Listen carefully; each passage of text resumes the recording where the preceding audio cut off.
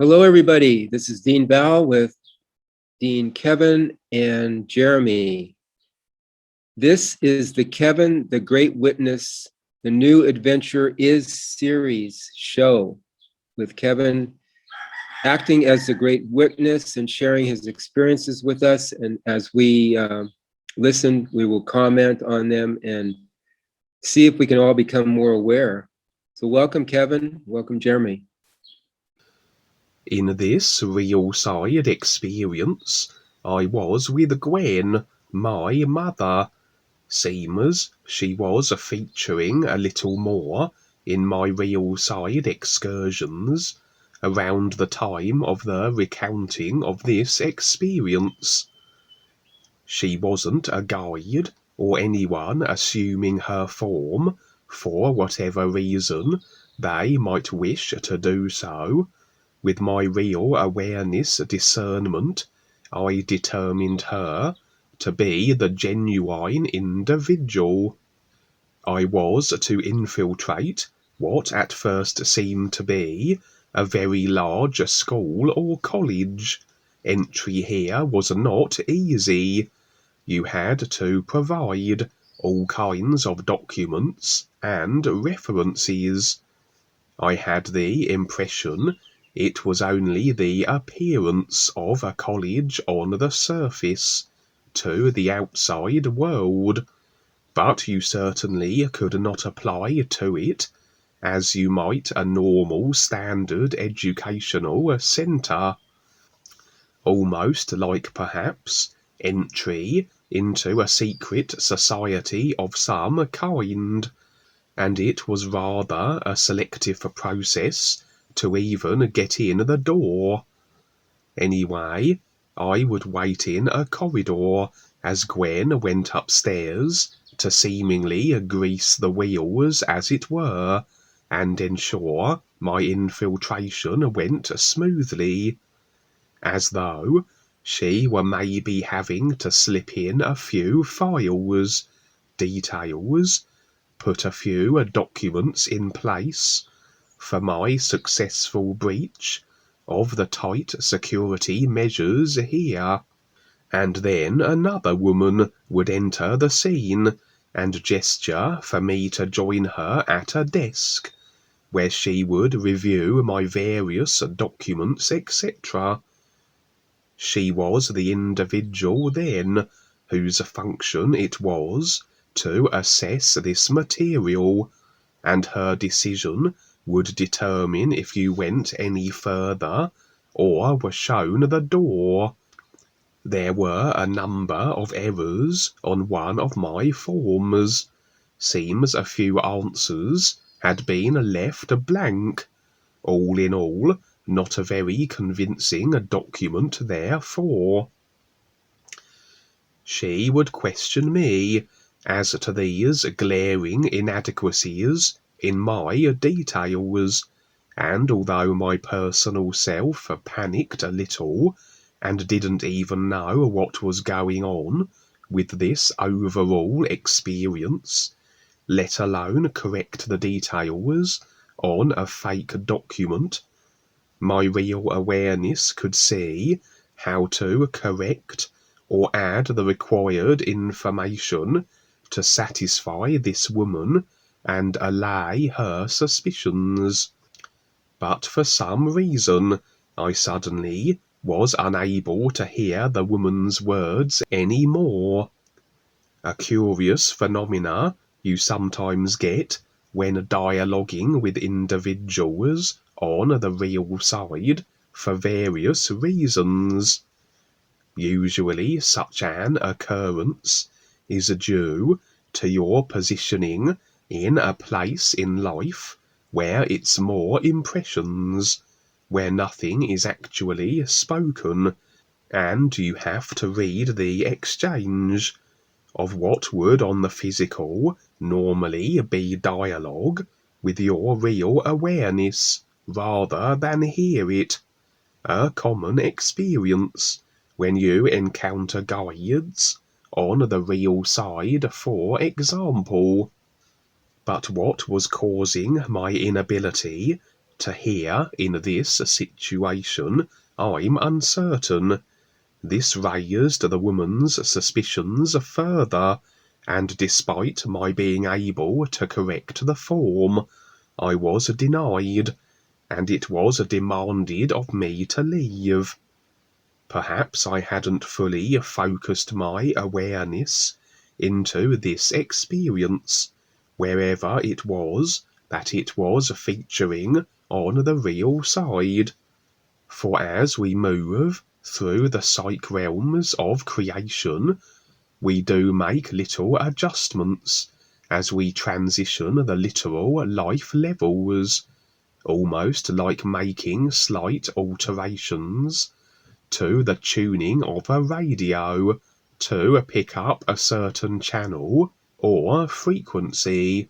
Duane has described this in his new books, where he would be required to make adjustments that he could tune into and perceive the life levels he moved through.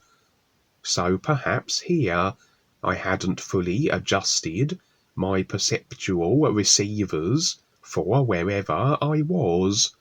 It wasn't a situation where real awareness recognition was required to decipher that which was taking place, as with some experiences that are demonstrations to be recognized beyond what is literally being visually presented. For this was some dark force created place on the real side, so very much falling within the personal self-creational real side arena, as the dark forces solely operate there due to their lack of awareness and recognition. A place then that was a life level where the corresponding vehicle would be utilized for the perception of, and so maybe, as I said, I hadn't fully placed my awareness in the vehicle, so wasn't making full use of its faculties. Even though denied entry, I proceeded into the building, as it seemed security was somewhat lacking, at least on this entry surface level part of it. I would find a series of dormitories, evidently for the individuals who had been accepted through the vetting process, and so it seemed anyone being accepted would take residence here also. I found an empty dorm and crept inside. I decided to wait till it was dark before continuing on deeper into this building, for that seemed to be my objective. I was a little tired, so took a nap. Then another woman entered the room. It was apparently her dorm, and she questioned me as to my presence. I quickly feigned incredulity, assuring her that I was certain that this was my dorm, and now realizing my mistake, I would take my leave. She seemed reasonable enough, and I got to my feet, gathering my discarded clothes, and about to put on my shoes. But then we were joined by two other women and my mother Gwen. The two women proceeded to dump a large collection of shoes on top of my own, that they were all mixed up, and it took me quite the time to try and find my actual pair. Gwen was helping me sort through them, that I might secure the pair that were my own. The woman whose dorm it was becoming agitated that I was still here, and that she might very well call security if I didn't leave, as though she was unaware of this shoe situation that was delaying me. Maybe that she couldn't see these two other women was that they were operating on a level of perception beyond that which the dorm owner could perceive. I suggest these women were trying to intercede in my successful breach of this facility, to have me delayed and maybe caught and ejected from the building. I would have no impression as to their identities.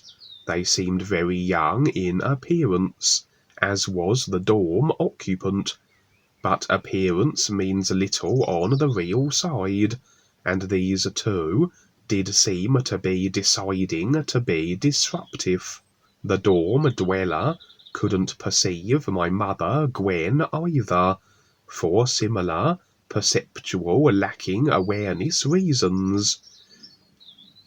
It was surely a case that the dark forces had created this place on the real side, and were rather gathering agreement from generally the unconscious unaware to be a part of their creation, and very likely such agreeable individuals would be more controlled through their agreement and taplined as a consequence.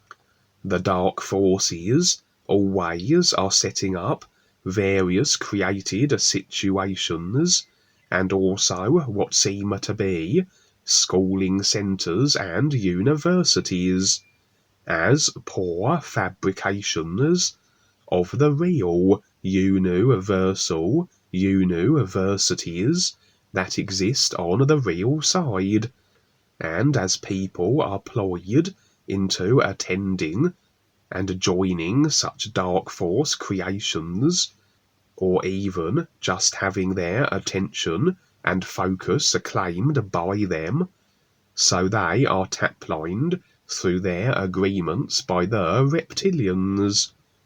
As I said, it may have appeared to be something else other than it actually was, for those lacking real awareness. For indeed, all the accepted, enrolled individuals remained on this top level, the surface marketed ploy of it appearing however it did to them. But this building overall was more extensive and represented more than just what the surface level suggested it was. It was as though inadequate shoes would not be wise for the mission or journey. The shoes may be suggesting grounding was important, as indicated earlier, as my awareness, not fully positioned in this experience, resulted in an inability to hear the words of the woman who I had to convince to allow me entry. The demonstration here seemed to be the disruption being along the lines of an attempted confusion of my personal self. Perhaps these two women were making what was a simple notion of grounding a greater literal complexity than it needed to be, as they dumped all the other shoes on top of my own. I did have the notion that these two women were former new friends also, retaining awareness they had gleaned on their prior process of awareness enough that they were more adept and capable than most, and now influenced to disrupt and interfere, able to operate also from positions unseen by individuals who are personal self-immersed only, such as the owner of this dormitory, and as such, this made these two women more formidable in their disruptive capabilities. Perhaps realizing this, After I had only succeeded in extracting a pair of shoes that seemed to be for 2 left feet, I would simply dismiss the issue and leave the dormitory. My footwear no longer a consideration. I wasn't loading up the grounding idea with unnecessary additional literal ideas, and confusing the personal self with such, more so leaning to my real awareness, where all that is required for what I need to do is taken care of if I simply let go of the personal self and let the real awareness isness reality take the reins, as it were, and I wouldn't see the 2 disruptors or Gwen in this experience again. But then it was as though my momentary personal self-concern had cause and effect facilitated the presence of another individual, someone I know from the physical, who presents as a friend, but always on the real side, is very aggressive and anything but. He tried to engage with me, but my real awareness knew he was here to distract and disrupt, get my agreement, and pull me into my personal self through his antagonistic baiting, just as the 2 women had, as though he were an activated dark forces and influenced pawn, like how the Matrix agents can take over any of the unaware at any time and use them for whatever is required. I ignored him consequently, and proceeded on, with him trying to justify himself and assure me he was my friend and had my best interests, etc. I descended down a series of steps that seemed to descend forever, passing through doors, then down further steps, the so-called friend now left far behind. His objective failed, and now I found the real business part of this facility. The surface entry-level people couldn't access this part of the building, as they were surely unaware of it. Perhaps further vetting and screening would allow them access to determine suitability if they had skills or abilities the dark forces could use, and that they be a part of the main operation here. It was a vast technological facility, evidently very deep underground, and certainly had a military flavour to it.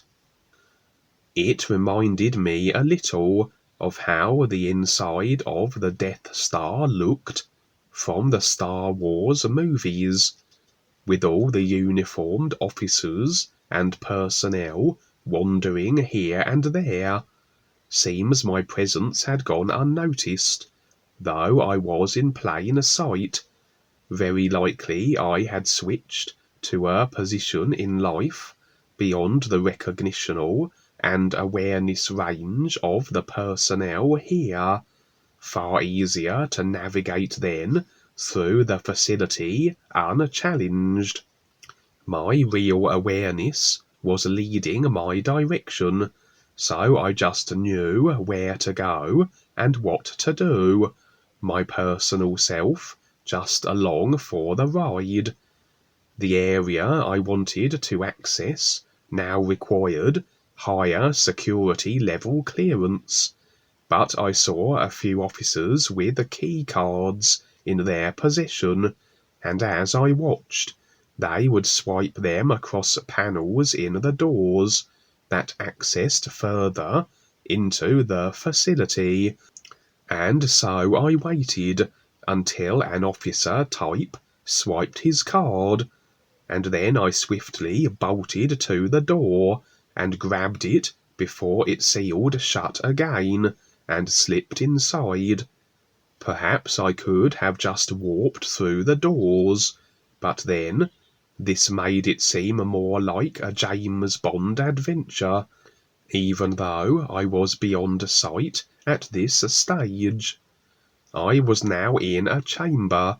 There seemed to be a whole array of sophisticated computers, with individuals hunched over them, feverishly punching in keys on the keyboards. No security was evident, so I approached. One of them turned to me and stated how I couldn't be here unless I had a certain level of technological capability. Evidently now I had rendered myself fully visible, unless these characters had a greater perceptual, recognitional range than most here. Not necessarily that they were more aware, as you can have psychics, for example, who can see the astral from the physical, but they may be as physical, astral-based, and personal self-immersed as anyone else with their awareness. Those present in this section were technological operatives and specialists of the highest order seemingly. If I was to proceed further into this complex, it appeared I had to prove my own technological expertise to these individuals, as this would validate my presence here, and unless I did so, I've no doubt they would be falling over themselves to contact security. So I simply informed them that I was of their number, my personal self having but rudimentary computing skills, so were it dependent on my personal self to prove my computer worth, the game would surely be up. But with the real awareness in control, there never is any concern as to inadequacy for any task, and I joined these computer experts, and for a while would assist them in whatever it was they were doing. All manner of complicated mathematical formulae and geometrical shapes flashing across my monitor as I punched the keys. They realized my ability, so determined I was who I claimed to be, one of their number. I raised from my chair and could see the next door that would take me still deeper into this facility. These computer individuals had lost all interest in me, completely absorbed in their work. This facility overall was like a series of sections that was leading, as were my impressions, to a central power area of this entire complex. Each section was for a different purpose, and I had to constantly adapt and assume various forms, roles, and convince as to my credentials, and prove them, as with the computer section, if I were to continue on unchallenged. At one point there was a section full of very heavily armoured military types, and among them were what seemed to be strange bipedal creatures in robes. The robed creatures appeared to be of a higher standing than these human military people, and so at this section I altered my form to that of one of these robed creatures. They reminded me a little of that character from Star Wars called Squidhead, but with buggy eyes on stalks, and with an elongated snout also. In another section, it was as though some more highly ranked military officers were being filmed by a film crew, and again, if you were affiliated with neither of these two categories, you would be removed. So I assumed a position as one of the film crew momentarily, standing for a time with one of those huge cameras on my shoulder. When the time was right, I slipped through yet another door, and deeper I would go. I was in the last section now, and it looked to me that this was the outer wall of the complex, and that it met the sea. Here, a group of individuals in overalls were standing at what seemed to be a large opening in the wall, where you could see the water, but no protective panelling or translucent surface was present. Nothing that was holding the water back from flooding this section, as though it were an invisible force field, keeping the sea at bay. I assumed the type of attire these individuals were wearing, and blended right in. They were all peering out into the sea through the opening, and as I watched also, a large sea serpent-like creature was approaching. It looked a little like the Loch Ness monster, a plesiosaur dinosaur-like creature, except it had a shorter neck, and a very long snout with protruding teeth that extended far in excess to what would be practical. It gathered speed and torpedoed itself at the opening. I and the others all backed away hastily and stood clear. I expected it to impact this invisible barrier, but it went right through it, although only the neck, head, and teeth were able to, as due to its size, its body could not squeeze into the opening. It must have stunned itself with the impact, as it just slumped there, its body in the water, its neck and head laying on the floor of this section. Seems this creature could pass through this opening, but the water could not, as the only water that entered were a few droplets cascading down the head and neck of the sea beast. This seemed all according to plan, as though these individuals intended this occurrence. At this outer section, it would seem like it was the end of the line, but my real awareness afforded me impressions of the layout, and it seemed there were many series of sections, like the one I just traversed, that would take you to the outer walls of the facility. I had, however, picked the only series of sections that led ultimately to a long tunnel. The tunnel then stemmed from this outer section and was laid along the seabed. My impressions afforded me further the view of how the tunnel led to a central area on a kind of island, which looked like a sci-fi, high-tech mini-city of a kind, with spacecraft flying over and about it. This technological city had a kind of dark and morbid sense about it. All the structures seemed to be bathed in red and black hues that added to its oppressive appearance.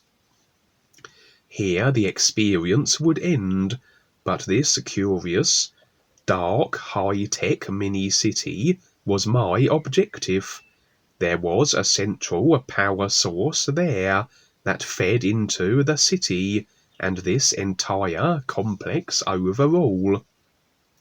I'm uncertain what it is that I was to do when I reached there, but knew also, as with all I'd been through so far, that the real awareness would just do as it does in regards to making sense with life and awareness. I had an impression that I was to destroy this power source, and in turn that would destroy the mini-city that housed it, and in turn disrupt all operations in the facility I was in.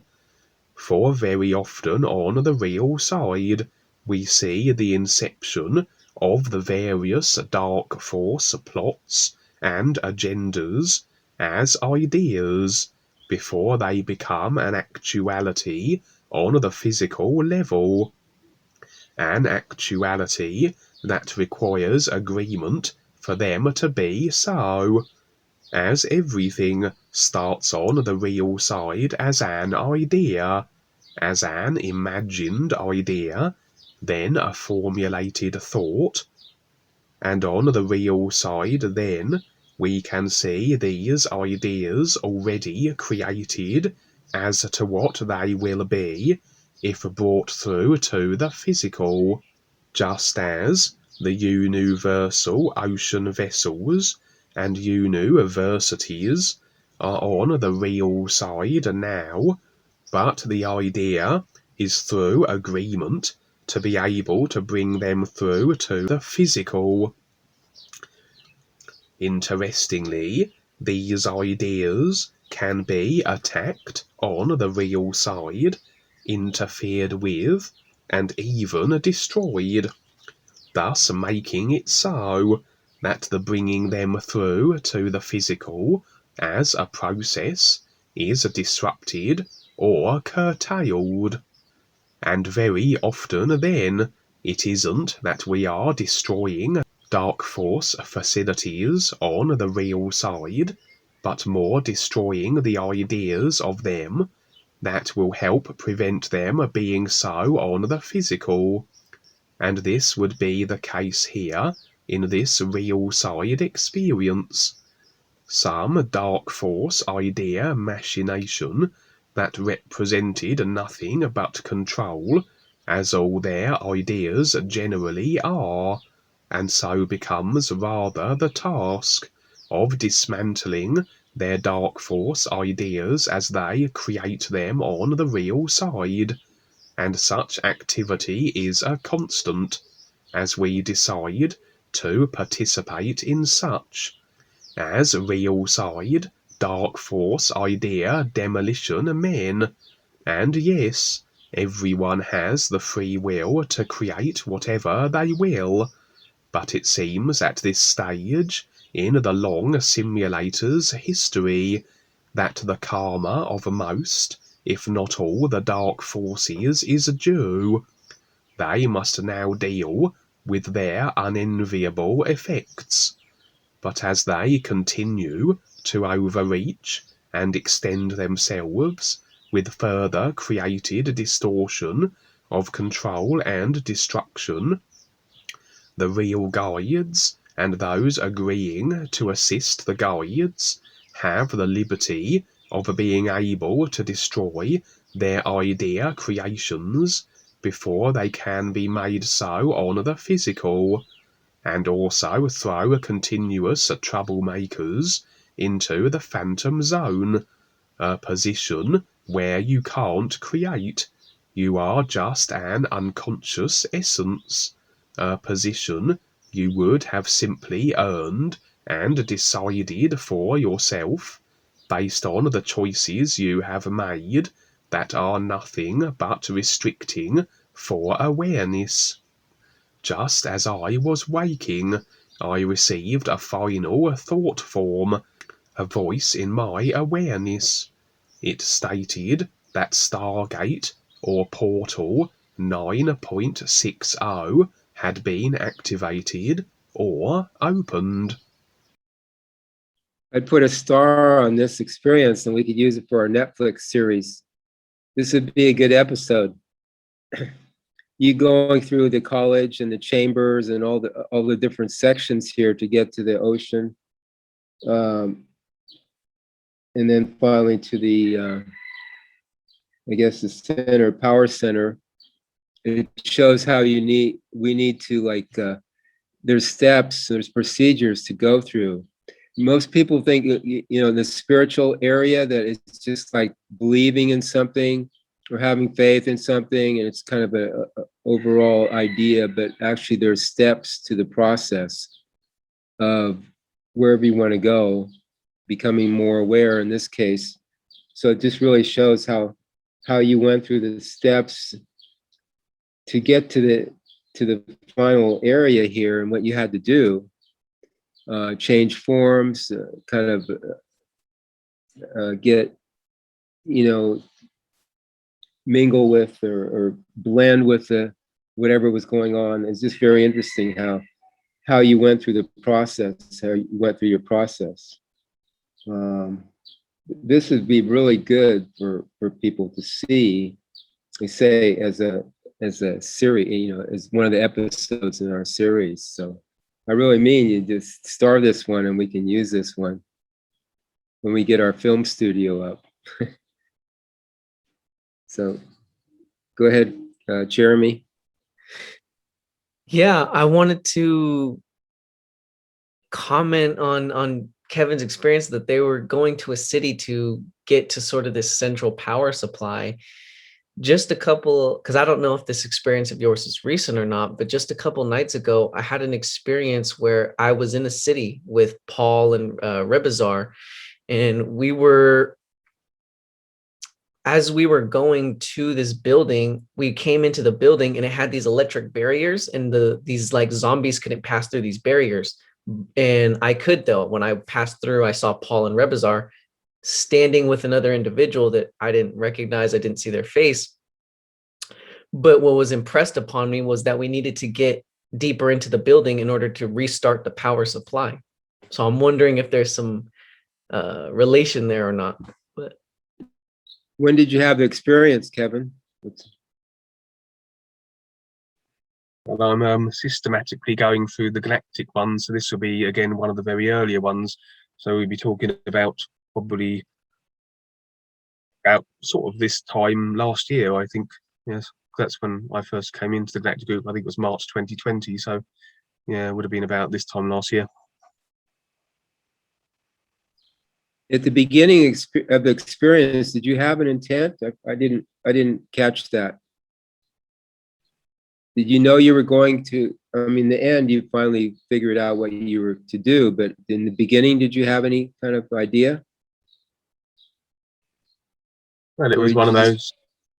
Well, it was one of those experiences where the real awareness is just doing what it is doing, about the benefits, the whole of life, and makes sense according to its real intent, and the personal self just along for the ride, not knowing what's going on. And as is always the case, it's best to keep the personal self out of it, otherwise it will involve itself, interject itself, and very often mess things up, because the more it brings itself to the fore and the more we stand in the personal self, the more we step out of the real awareness, which is just operating as it does and knows how to conduct itself and how to operate and how to deal with every situation. And so the more we can keep the personal self out of the equation, usually the better.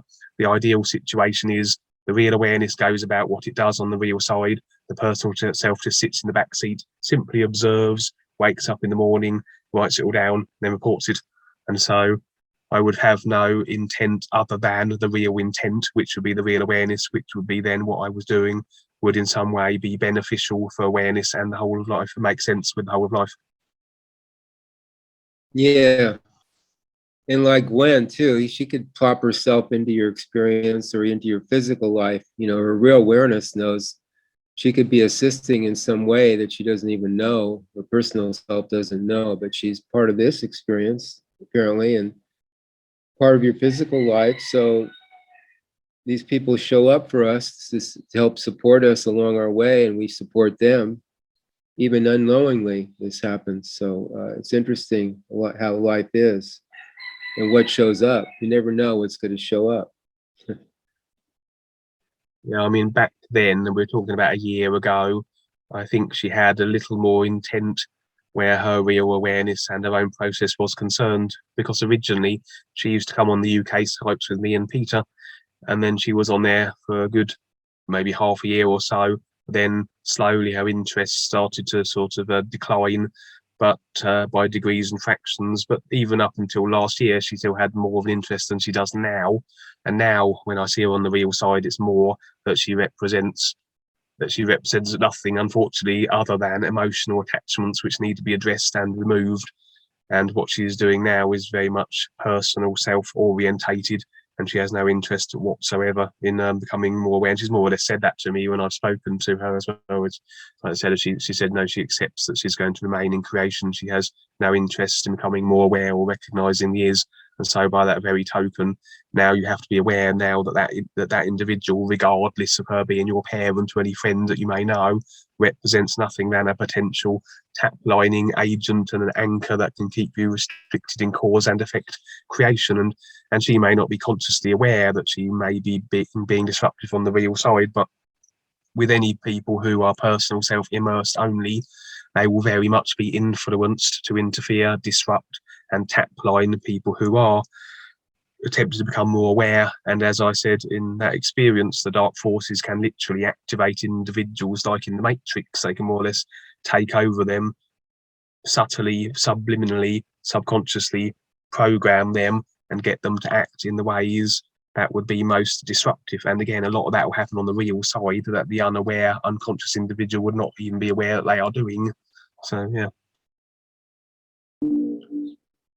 In a real way, we don't exist unless the life recognizes us, the real guides recognize us. And then otherwise, we're just part of the illusion, the drama of creation. But it's the real awareness that's recognized by life, and we recognize it, and that's how we become real. Otherwise, it's just part of the illusion. So this Gwen is a good example of that. Yeah, unfortunately, in a way, she doesn't exist, you know, because if life doesn't recognize us, then there's no real awareness. There's just the cause and effect process that people are going through. They get just bumped around creation, recycled, rewoven, you know, and their decisions are based on unawareness, you could say, about what's really going on. Anything else, Jeremy? Nothing but other than to comment on the fact that I do see certain individuals on the real side that I no longer interact with physically. And it seems that always the interaction with them now is sort of personal self-orientated as opposed to awareness orientated, as if they have questions or when they had questions physically, but as it is no longer in the physical, then on the real side, you start to see either them or someone appearing as them, definitely causing some sort of distraction that you have to sort of see through and tell them, you know, see you, but you know, you're not, you know, you have to kind of brush them off. And I know individuals that on the real side, they're trying, but on the physical, they're out of it. Their physical self is not it's not being reached by their real awareness, but they are trying on the real side. So kind of can go both ways, but there's a lot to us. There's a lot. We have all these bodies we're running, so there's a lot, and there always will be to us. It's a never-ending process here. And especially, even creation is huge. Even that is like a huge, with all the bodies and how each body has so much unlimited potential in the creation field, but and then the real awareness, the real part of ourselves, it's just so unfathomable. So never-ending adventure we have. Yes. Would you like to share your next experience, Kevin, or do you have anything to say else about this one? Yeah, just the reasons why individuals would seemingly be unaware of how they were disrupting people on the real side, because it does seem that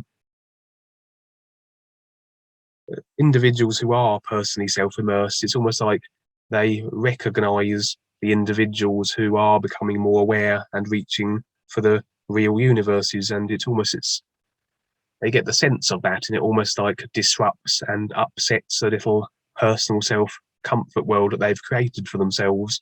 They want to pretend that that's all there is, and so the mere presence of somebody like almost shining like the sun in their presence almost causes them an agitation that either don't want to confront or deal with, as they perhaps are not ready or prepared to become more aware themselves. And so they might not recognize it on a conscious level, but there will be a deep intrinsic disdain for anybody in their presence who is causing them agitation through the personal self as a result of them representing and demonstrating something more than what they have resigned themselves to.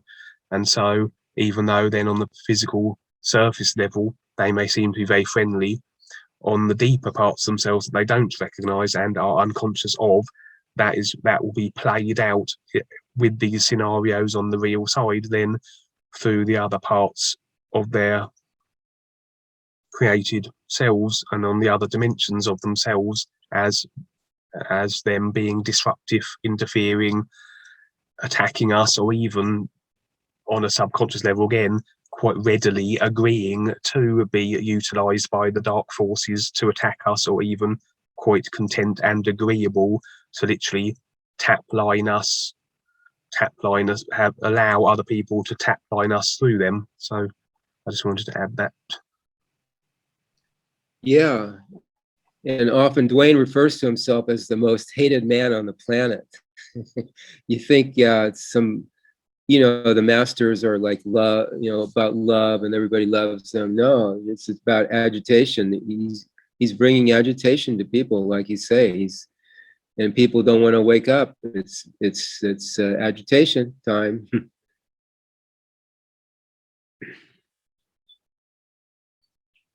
Yeah, it's like it's described in physical reference terms as cognitive dissonance, where somebody is representing something that you know is real, or something that you recognize as something you would rather do, but because you're not prepared to do it, or you're trying to pretend that it doesn't exist, it causes this sort of agitation, almost like a tug of war between your real awareness that knows it's real and the personal self that wants to cling on to itself. And then what the individual does then is they project that agitation and anger and frustration onto the source of that which is causing them the agitation, which is the individual that is sharing the references of the ears and shining like the sun, which is causing them to be agitated. So it's more them projecting frustration onto the individual that's bringing about their agitation. And that's why, again, on the real side, they will be moved to attack us, even though they are not conscious of themselves doing so. Yeah, he did it. He did it. Yeah.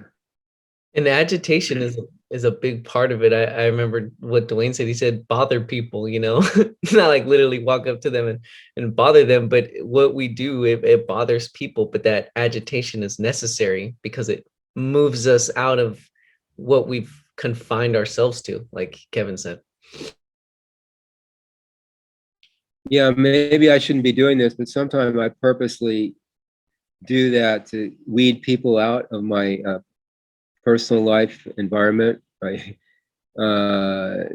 just kind of test them in a way, say something and just to get them away, because I know if they're not real enough, they're just gonna walk away or not want to be near me. So it's a way to weed people out too. Not waste your time with them, you could say. It sounds kind of cold, but yeah. there's plenty to do with people who are sincere and want to wake up. So we'll focus on them. If in theory somebody who is very sincere to want to become more aware, there is nothing that you can present to them that is reference related that would irritate or annoy them or make them walk away. So as you say, that's the perfect way of vetting somebody. Just dump everything on them and then see if they're still there when you've finished. In this real side experience, I was in a supermarket or shopping mall, and there was a rampaging beast loose in the building. Everybody was in a panic, but still appeared to want to finish their shopping, despite the threat of this creature, indicating how deeply ingrained routines and indoctrinated personal self set in stone social behaviours can overcome common sense, self-preservation, and real survival judgment. Rather like how everyone is agreeing to their demise, deciding to self-destruct with a simulator that they are contributing toward the deterioration of, through the cause and effect agreement to restriction and control. They can see the danger increasingly, but don't know what to do about it, so they continue to do what they always have, relating to what they know, their personal consciousness, as they lack knowledge and awareness of their real awareness.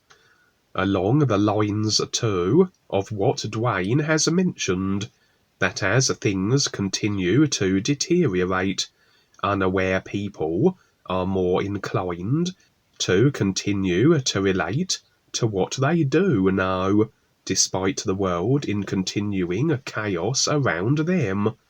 And fear is as good a known idea to relate to as any.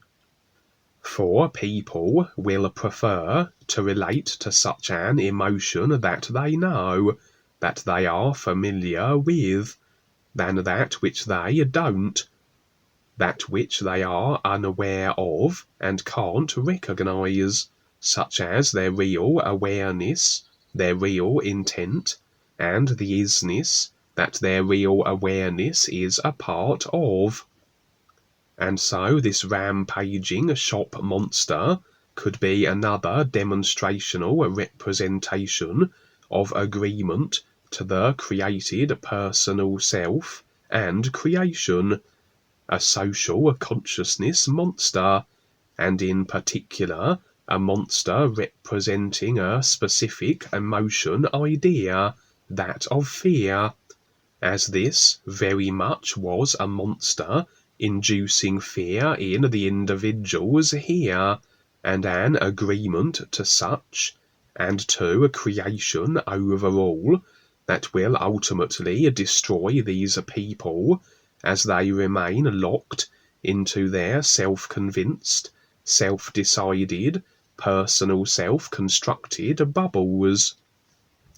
And as the beast rampaged in plain sight, the shoppers refused to depart, clinging onto their created consciousness that this building represented, refusing to simply exit the building, take the risk to step beyond what they knew, beyond their personal self-bubbles, and see more, perchance to be more, and become more aware of their real awareness.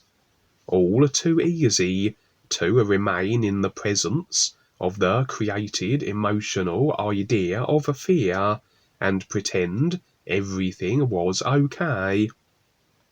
I had a glimpse of the creature as it darted between shopping aisles in this building that was representing the collective consciousness, and it looked like a mutated dog, for the monster was as distorted as the ideas the individuals here were agreeing with, ideas which make no sense with the whole of life and the all-natural environment that supports us all through all levels of life. In other words, restricting ideas that are natural environment and indeed simulator destructive, and ideas that are personal, self-serving only, and don't promote the ears, the real guides, and therefore are not beneficial awareness speaking, and any ideas that are not awareness beneficial and true reality supporting represent then distortion. The fear monster was hairless, very bulky, about the size of a bear, and had more teeth than was practical. The shop owners were even trying to convince me to stack some shelves, to not only partake in the maintenance of the distorted and restricting created consciousness, in other words, to keep the shelves replenished, to maintain a consciousness that is spinning the simulator into demise, but stacking the shelves up more so, representing the adding of even more ideas, to compound further the overall constriction of the consciousness. The shop owners were probably representing the controllers, the reptilians, that all these panicking yet refusing to leave shoppers were in agreement with OverALL, due in no small part to the subconscious programming, lifetime after lifetime, to the reptilian created systems of control that most are unconscious of, and so the shop owners, or we might say human cattle owners, were trying to get me to agree also, to absorb myself into creation and add more ideas to the overladen and imploding constriction of creational idea agreements to the overall consciousness, that are collapsing the very simulator we require as our training ground for the recognition of the real awareness we really are, free beings of real light that stand in real universes beyond all authorities and restrictions. They wanted me to stack the shelves with even more created ideas and join the ranks of the unaware, unconscious, programmed, indoctrinated, one-dimensionally personal self immersed, mired in cause and effect decided restriction, slave masses. I would refuse and depart from the building. My objective had simply been to observe this demonstration the real guides had provided, and then relate it and share it with others. Dwayne provided a view in response to the original sharing of this real side experience, and I quote, "Last night I started this group, the World Burners, and was speaking directly to all the idiots who are doing this in the world and agreeing, and your experience there is exactly right on. It's time to step up and do something. There is no la la land here at all. They want to burn this world, poison it all, just like how Bill Gates wants to block out the sun. Well, it's here, and how many people have to die? How much has to be ruined for people to wake up? It's only going to get worse. Learn to save your own life. Learn to recognize this reality. It is more so than anything here, And this is where many people go back, thinking that praying to gods and meditating and being taken care of by someone is going to do it, but it won't. This is where the new presentation is. You have to learn to do it yourself. I'm giving all the hints here. It's taken 50 years since Paul's time to get here, to present this to the world. The world's very fortunate that I'm here. All the world controllers, the monarchy, they know me. I know them. This is what I've been working on for years. The real guides are backing this. There's going to be some surprises here, but you have to pay attention. So here are the warnings. Don't take them for granted, because it's very real. How much of this world has to be destroyed before you wake up and creatively let other people know? But most people are just going to go along with it and think it's going to get better. It's not. The dark forces know we're here. They know what we're doing. They see us on the real side. The real guides, myself, and what has been decided. They don't like it, and they're destroying this planet purposely, and they're not going to stop. So there's the warning. Everyone can be witnesses. If you step up and have the courage to share and do something real, because this is what is happening now. No fooling. I watched this old KGB operative on YouTube once, and he's talking about espionage that they used to do and are doing, and he said it's not really about stealing information or spying on people. A lot of it's what you're talking about, the cognitive dissonance. It's about mind control, and we see this with the COVID, that everybody just wants to go back to normal, and they want their routines back and all this. So it's with your experience too, same thing. They're just doing what they routinely do, and they disregard what's really going on around them. And this is what the KGB guy was saying too. You could present something, you could present the facts right there in front of them, but that's not what they see. They see what they want to see. And this is what the reptilians and the controllers have managed to do to people. They've standardized restrictions. They standardized being slaves to the system. It's the norm.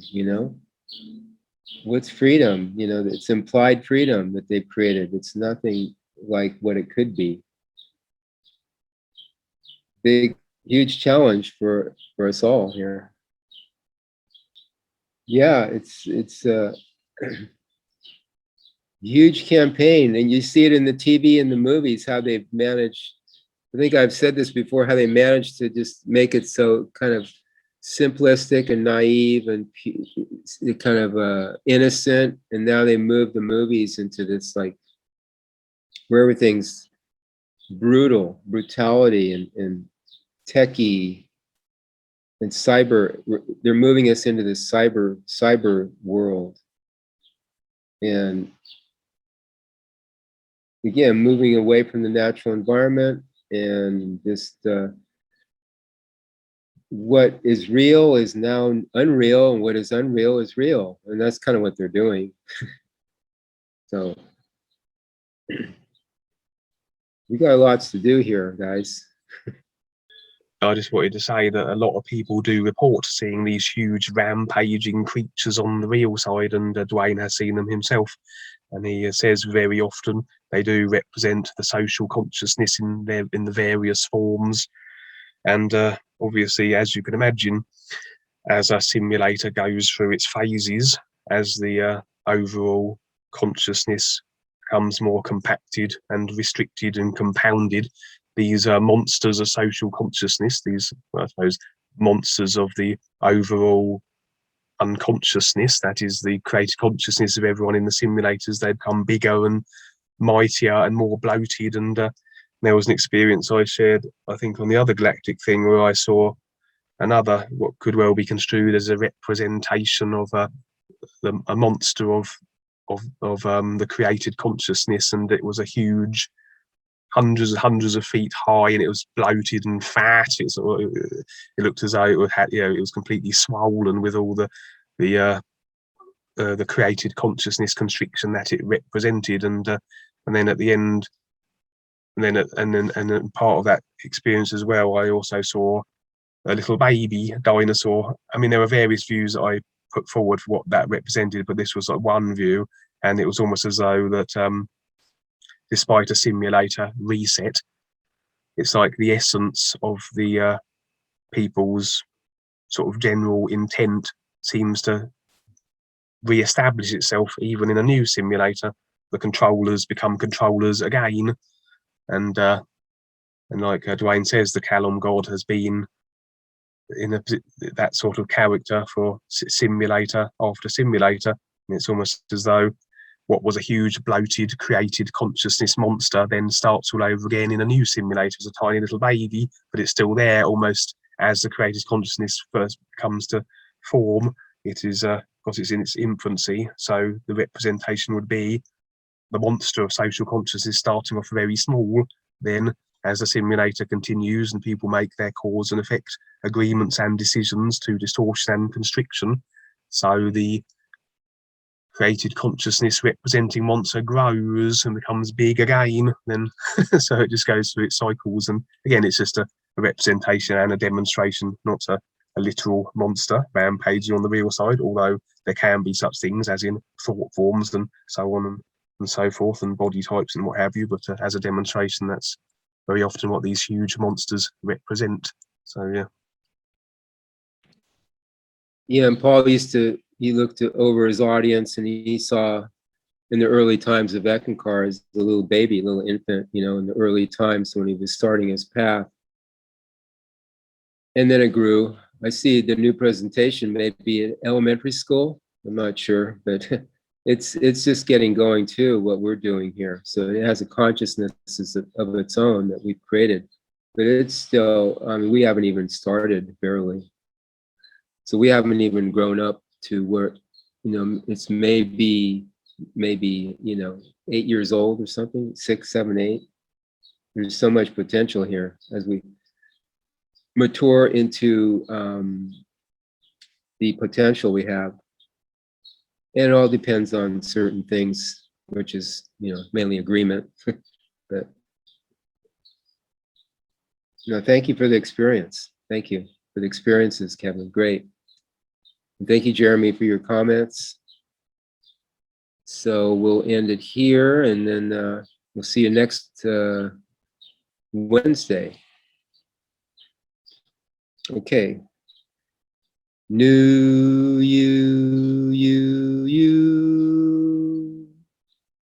Jeremy. NUUU.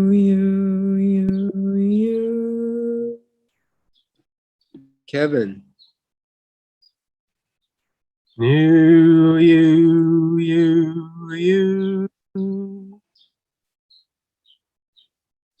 Thanks again.